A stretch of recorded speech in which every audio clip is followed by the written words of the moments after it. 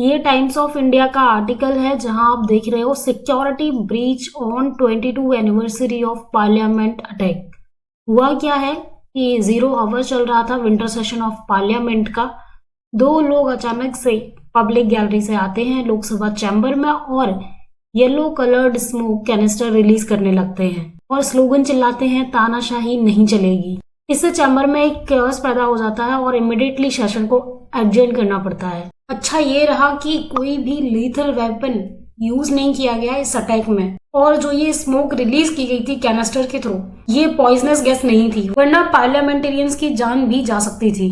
But India is the largest democracy in the world और इसकी parliament security breach होना ये बहुत शेमफुल है। इसके दो बड़े रीजन हैं। फर्स्ट तो ये कि ये पार्लियामेंट्री सिक्योरिटी जो है वो पहली बार ब्रीच नहीं हो रही है, दूसरी बार ब्रीच हो रही है।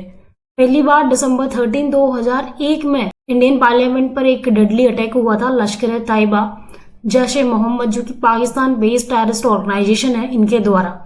और उस अटैक में जो जवान शहीद हुए थे उन्हें ही इस दिन याद किया जा रहा था और कोइंसिडेंटली इसी दिन ये दूसरा अटैक पार्लियामेंट पर हुआ है। दूसरी बात ये इसलिए शेमफुल है कि हाल ही में गुरु पतवंत सिंह पन्नून के द्वारा एक वीडियो में धमकी भी दी गई थी कि इंडियन पार्लियामेंट पर अटैक हो सकता है 13 दिसंबर से पहले। इसके बावजूद भी सिक्योरिटी इतनी टाइट नहीं थी कि वो थ्रेड को पकड़ सके। मतलब एक वार्निंग इशू हो चुकी थी, फिर भी हम थ्रेड को कैच नहीं कर पाए। इन इंट्रूडर्स को पब्लिक गैलरी का pass BJP MP leader Pratap Simha द्वारा दिलाया गया था। मतलब इनकी रिस्पॉन्सिबिलिटी पर यह पास इशू था, जो बिलोंग करते हैं मैसूरू कॉन्स्टिट्यूएंसी से। अब इनकी अगेंस्ट एक्शन की डिमांड की जा रही है। अब इस इंसिडेंट के बाद ये जरूरी होता है कि एक कॉम्प्रहेंसिव रिव्यू हो सिक्योरिटी प्रोसीजर्स का।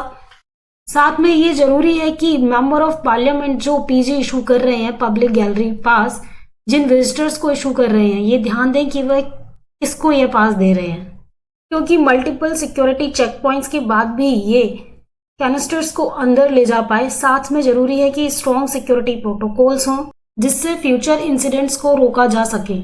एक फुल प्रूफ सिक्योरिटी प्लान की भी जरूरत है जिसमें सिक्योरिटी एंड टेक्नोलॉजिकल एक्सपर्ट्स हों। Thank you.